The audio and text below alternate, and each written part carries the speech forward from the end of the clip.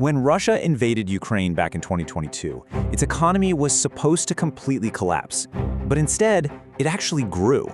So how did a country under some of the toughest sanctions we've ever seen manage to fuel not just its war machine, but its GDP? And maybe even crazier, how did it look like it was benefiting from not one, but two different wars?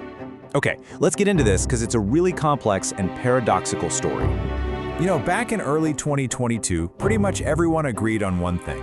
The West was putting up this huge economic wall around Russia, and the thinking was that it would send their economy into a total freefall. I mean, the predictions were about as grim as they get. But well, that's just not what happened. The Russian economy turned out to be surprisingly tough. And in this explainer, we're even going to look at a hypothetical future conflict in the Middle East around 2026 that could give it another unexpected lift. So the big question we're tackling here is this: how on earth did Russia manage to turn these two enormous conflicts into a short-term economic and strategic win?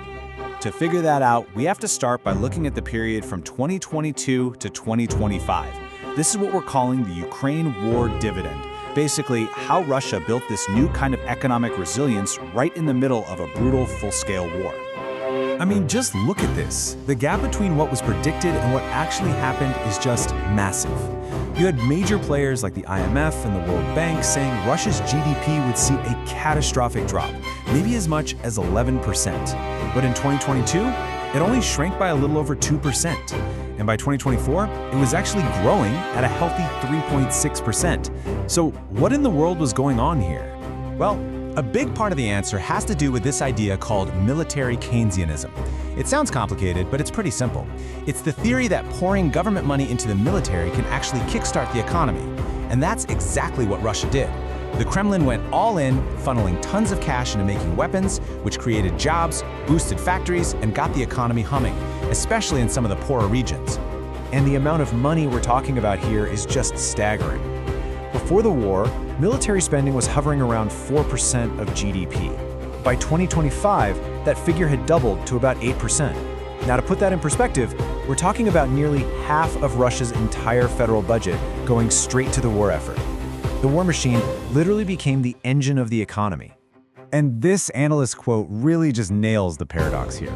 In the short term, the sanctions kind of backfired. They forced Russia to scramble and find new trading partners, to get better at making its own military gear, and all the while it was building this sort of anti-Western club of nations. A huge piece of this puzzle was energy. So let's look at the before picture. Before 2022, Europe was by a long shot Russia's #1 oil customer, buying up about half of its exports. China was pretty far behind in second place, and India? Well, India was barely on the radar. Now look at the after picture for 2025. It is a complete 180. Once Europe turned off the tap, Russia pulled off this massive pivot to Asia. By 2025, China and India together were buying a mind-boggling 80% of Russia's oil. That gave the Kremlin the hard cash it absolutely had to have to keep funding its budget. And believe me, the relationship with China became about way more than just oil. By 2024, their trade together hit a record-breaking $250 billion. China became this absolutely essential economic lifeline, sending Russia everything from cars to the critical high-tech parts it needed for its weapons. Okay, so Russia managed to stabilize its economy. But then, in the scenario we're exploring, a completely new conflict in early 2026 creates a whole different kind of opportunity. A massive, unexpected windfall from a war thousands of miles away in the Middle East. So here's how this hypothetical situation plays out.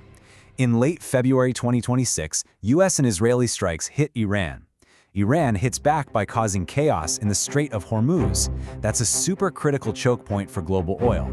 And just like that, almost overnight, about 20% of the world's oil supply is basically stuck. The result?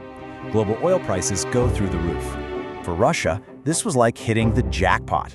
The price of its own Urals crude, which had been selling for cheaper, suddenly skyrockets to over $115 a barrel. This was just a massive financial gift, coming at the exact moment its own war costs were piling up. And here's the key number, the bottom line. We're talking an estimated $9 billion in extra revenue, not total, extra, every single month.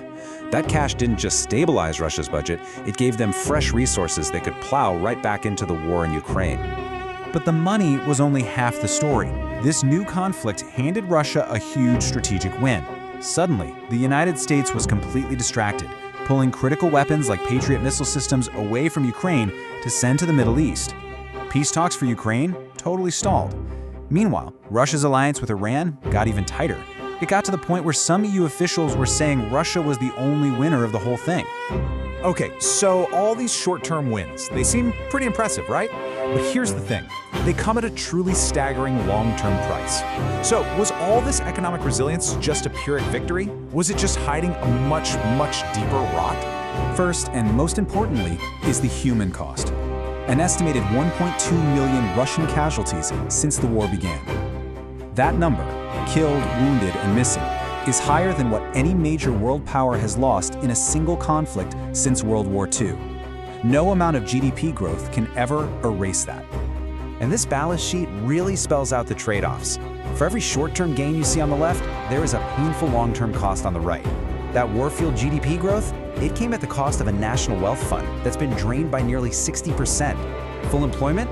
Yeah, but it's led to crippling labor shortages everywhere else. And that boom in military production has basically starved civilian industries of money and smart people. And this fact right here really drives home the long-term damage. While the rest of the world is racing ahead in AI and quantum computing and biotech, Russia has fallen so far behind it's scary. It has exactly 0 companies in the global top 100 tech firms, not one.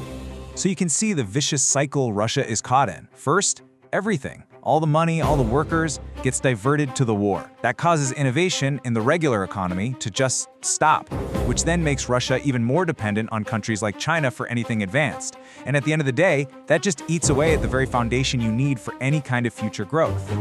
As Thomas Graham over at the Council on Foreign Relations puts it, each day the war continues, Russia falls farther behind in the great power competition that will dominate global geopolitics in the years ahead.